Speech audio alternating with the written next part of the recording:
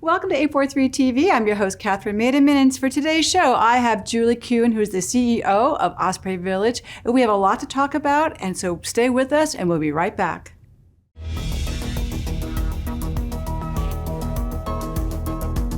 .843 TV, where the Lowcountry comes to speak.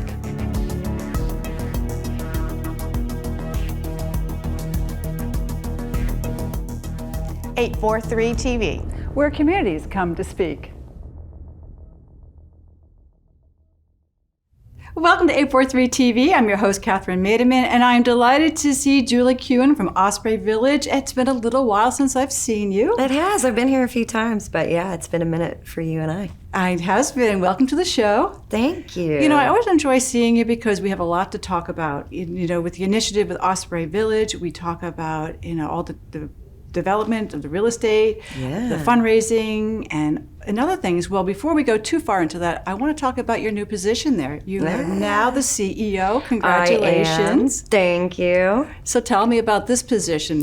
Well, it's a whopper of a role to take on, and I was delighted to be asked. It's an honor and it's a huge responsibility.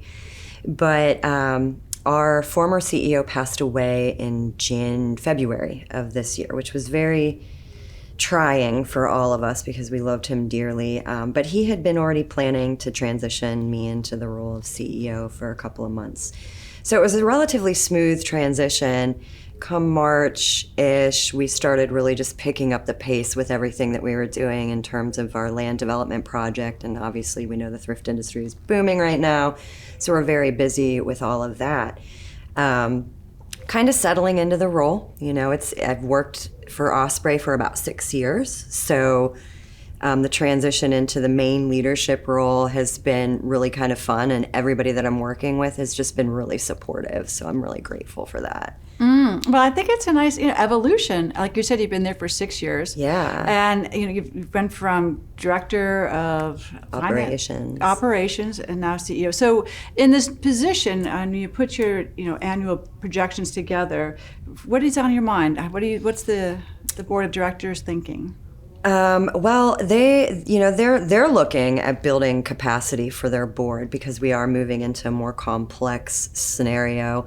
For them, they want to make sure they're very solidified in what they're doing. For what we are doing internally as employees is looking to stabilize all of our internal revenue streams so that as we move forward into actually building this property, which is coming unbelievably quickly, we know that we have the finances internally to support everything that we need to be doing.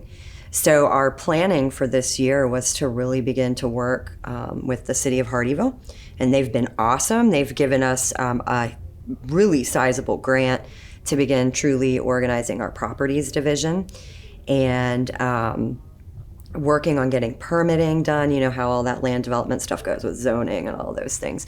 So those are the main things. It seems like such a slow and quiet time for the community, but internally it's just nonstop and very fast paced. This is a lot of paper shuffle going on. Yeah, I think it's a lot of ebbs and flows. It's like hurry up, wait, hurry up, wait. Yes. Is that a good way of putting it? It's a very good way to put it. And I'm not good with the waiting part. I'm a hurry up person. The waiting part, it's really teaching me some things. You want to hurry up and execute. Yes, I do. Well, and that's a nice place to be. I mean, we've now been talking for a few years. And first we had the idea and sort of now you broke ground, you have a road, you have a big sign outside. We do. And we still are on course. Well, that's a lot to say. We're more than on course. We anticipate beginning to actually build by next year. We've got some financial opportunities that are coming down the pipeline. Not quite ready to be publicly announced, but coming very soon. And it's going to make for a very sustainable community that will not take a ton of donor dollars once it's built to continue to operate successfully, which was our main goal. Exactly. So let's just take one step back and talk about Osprey Village and what's the purpose of it. So Osprey Village was founded for the purpose of building affordable housing that's also supported housing for our adults with developmental disabilities.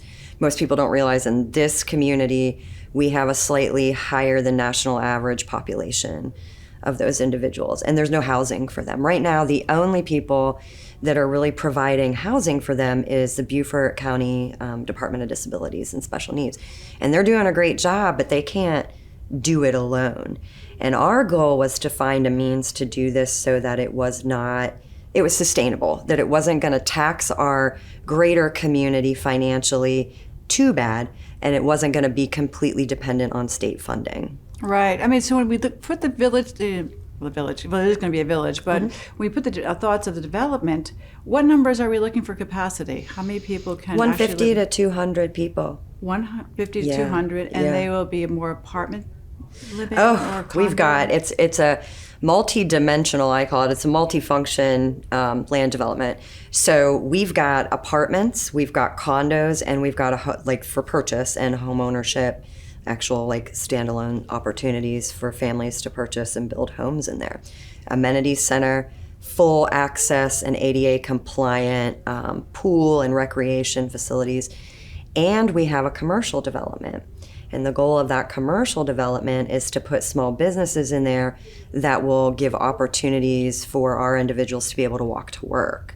So it's a very, very multi-functioning sort of development, very similar to a lot of the developments you already see around here. It's like capsulized. That's what I'm thinking about. Yeah, that. It's like a capsule, yeah. And then, so the people that live there, they also need help, right? They need assistance in living, they need supervision and things like that, right? And that's a whole support program that you'll have there, staffing and things like that? Absolutely. So you have to think of the population as being very, very diverse.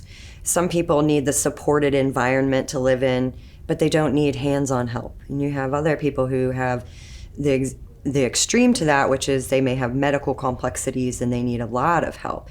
Our goal is not to be their provider of every service. Our goal is to create this as something of a hub for our local community where there's tons of providers in our community to be able to come and access these individuals very conveniently. We, of course, are going to have security. We'll have nighttime staffing. We'll have 24/7 staff. But our goal was to focus more on developing a community for everybody to be able to thrive and be a part in. So it won't just be services provided by Osprey Village. There'll be other providers involved. We're going to take a pause right now, okay? And we'll be right back with more 843 TV.